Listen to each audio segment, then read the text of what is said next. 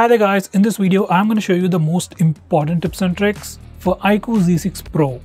By the way, I'll be posting a dedicated video for the best features of this phone where I'll talk about all the features offered by this phone.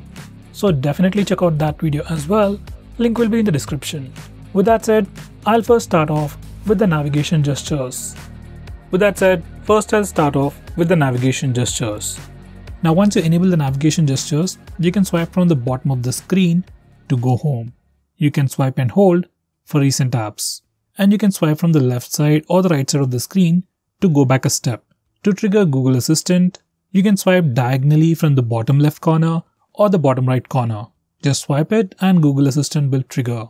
Besides all these gestures, you can also quickly switch between applications by swiping left or right on the bottom bar, just like on iOS. Next we have split screen mode. Now split screen mode allows you to use two applications at the same time. And there are multiple ways to open or start split screen mode. First we can do it from the recent apps page. Just go to the recent apps page and click on the app icon and select open split screen mode. Then the current application will open up in the top window. Then you can select the secondary application from the list below, or you can go to the home screen and then select the secondary application. Another way to start split screen mode is from the notification toggles. Just go to the notification toggles and click on split screen and you'll enter the split screen mode. The third way is using a gesture. On this phone we have a 3-finger gesture to quickly open the split screen mode. On any compatible application, you just need to swipe up using 3 fingers and you'll open the split screen mode. Very few phones out there offer this particular feature and it works really well. By the way, by default all the apps do not support split screen mode. So if you want to fix that, this is what you need to do. First you need to enable developer options. For that go to settings, about phone and click on build number 7 times. Once you do that, developer options will be enabled. Now you need to go to developer settings, go to the bottom of the screen and enable force activities to be resizable and then restart your phone. And once you do that, you will be able to use almost all the applications in the split screen mode. Next we are going to talk about small window. Now this feature allows you to open applications in a smaller window. You can do that directly from the recent apps page. Go to the recent apps, click on the app icon and click on open in a small window. Once you do that, that particular application will open up in a floating window. You can move it around, you can resize it, you can minimize it into a pop-up bubble. When you click on the bubble, it opens up in a mini window. Next, we also have the option to maximize the app to full screen or close it. By the way, we can only use one application in mini window and we can't use it along with split screen mode. Next, I'm going to show you different ways to take screenshots on your phone. First way is using the buttons. You can just press the volume down and power button both at the same time to take a screenshot. Next, we also have the 3-finger screenshot gesture on this phone. It's enabled by default. If it doesn't work, you can just enable it. Now this is how it works. Once you enable this feature, just swipe down using 3 fingers and you'll be able to take a screenshot. It's very simple and it's very handy. Next, I'm going to show you how to take long screenshots. To take a longer screenshot, first you need to take a regular screenshot. You can either use the buttons or the gesture. Now once you take a screenshot, you get a preview and from here, click on long screenshot button. And then your phone will automatically take a longer screenshot. Now besides all this, we also have a feature called as Capture on this phone, which offers tons of features related to taking screenshots. You can access it from the notification toggles.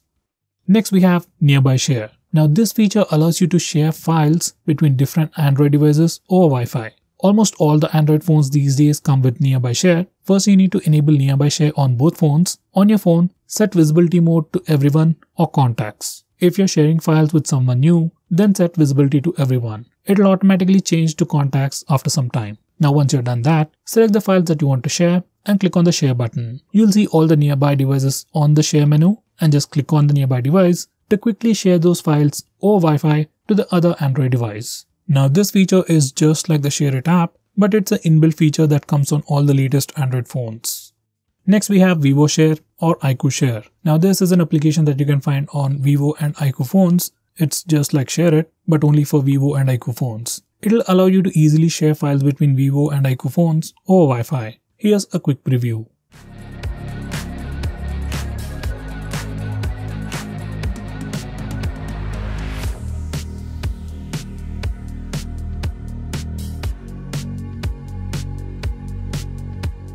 Next we have notification history. Now once you enable this particular feature, all the notifications that you get will be recorded in the notification history place. So even if you accidentally dismiss a notification from your notification bar, you can still find them in the notification history panel. I would definitely recommend you to use this feature.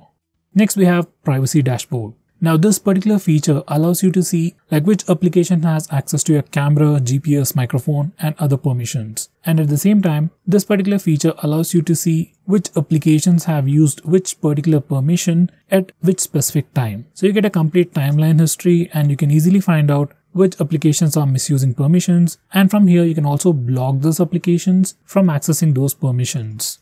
Next, we have a very important security feature called app pinning. Now this is very important if you're someone who often lends your phone to some other stranger or even your friends. Now once you enable this toggle, you will be able to pin applications from the recent apps page. Once you pin an application, you can't go to the home screen, open camera app or open the gallery application. So it improves the security a lot. To unpin an application or to close the app, from the navigation gestures, you can just swipe up from the bottom twice and it takes you to the lock screen, and once you enter the password, that application will be unpinned. If you're using navigation buttons, you can press and hold back button and recent apps button and it will take you to the lock screen. Once again, you can unlock the phone to unpin the application.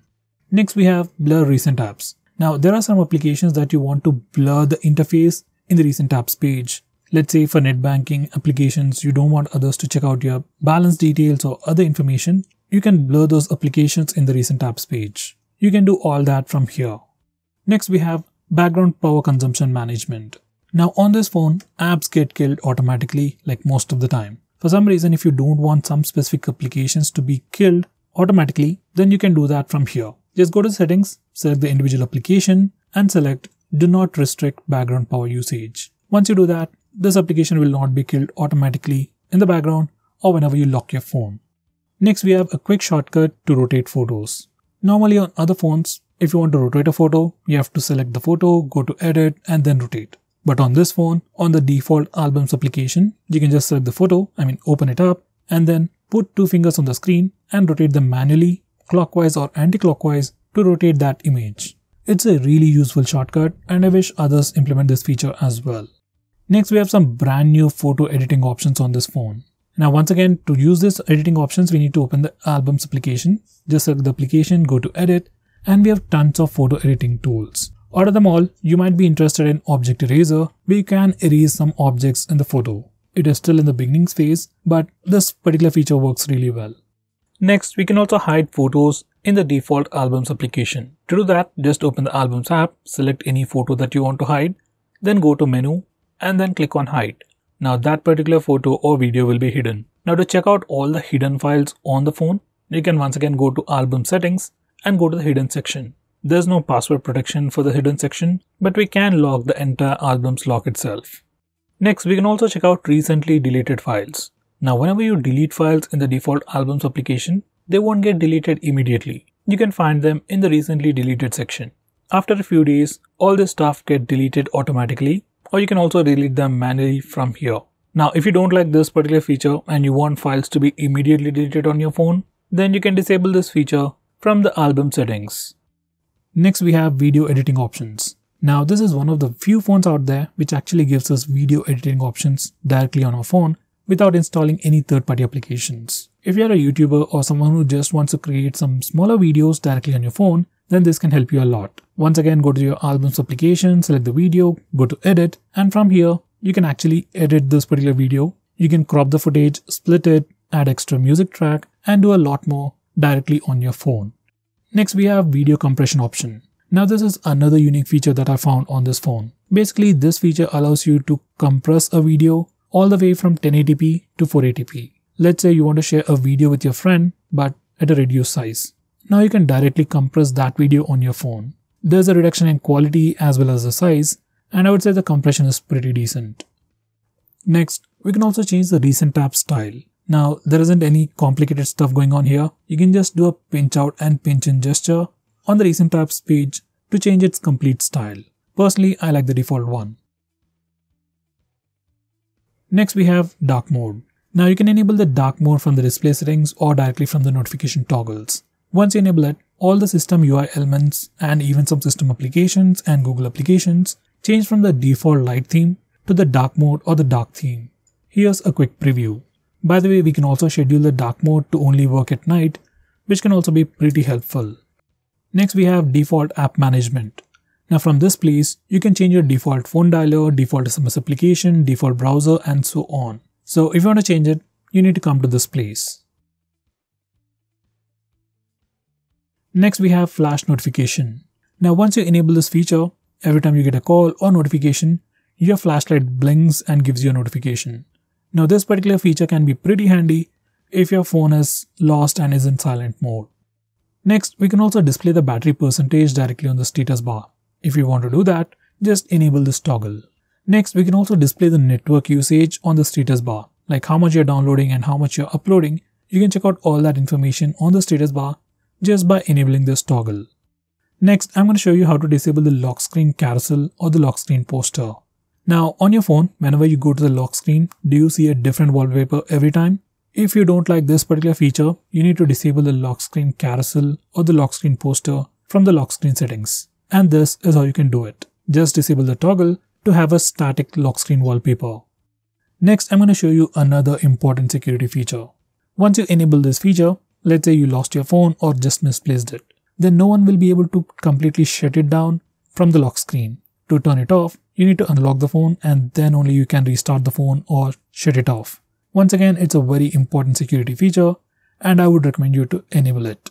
So guys, these are the most important tips and tricks for your phone. If I missed out on anything important, do let me know by commenting below this video. With that said, this is Nikhil signing off.